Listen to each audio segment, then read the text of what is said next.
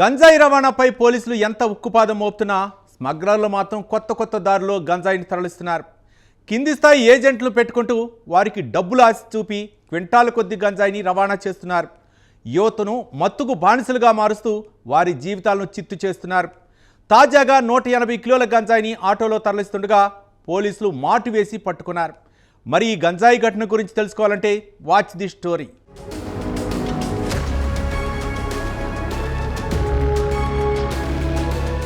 అల్లూరి సీతారామరాజు జిల్లాలో ఇద్దరు వ్యక్తులు ఆటోలో యథేచ్ఛగా గంజాయిని తరలిస్తున్నారు. 180 కిలోల గంజాయిని బండిల్స్ లో ప్యాక్ చేసి ఎవరికి అనుమానం రాకుండా ఆటోలో లోడ్ చేశారు.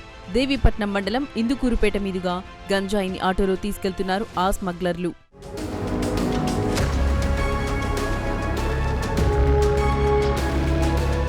గంజాయి రవాణాపై ముందుగానే సమాచారం అందుకున్న ఎక్సైజ్ అధికారులు స్మగ్లర్ల కోసం ఇందుకూరుపేటలో మాటు వేశారు. స్మగ్లర్లు ఆటోలో గంజాయి తరలిస్తుండగా ఇద్దరిని రెడ్ హ్యాండెడ్ గా పట్టుకున్నారు.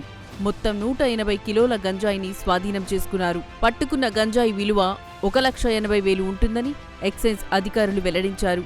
కేసు నమోదు చేసిన పోలీసులు గంజాయి తరలిస్తున్న ఇద్దరిని అరెస్ట్ చేసి దర్యాప్తు చేస్తున్నారు.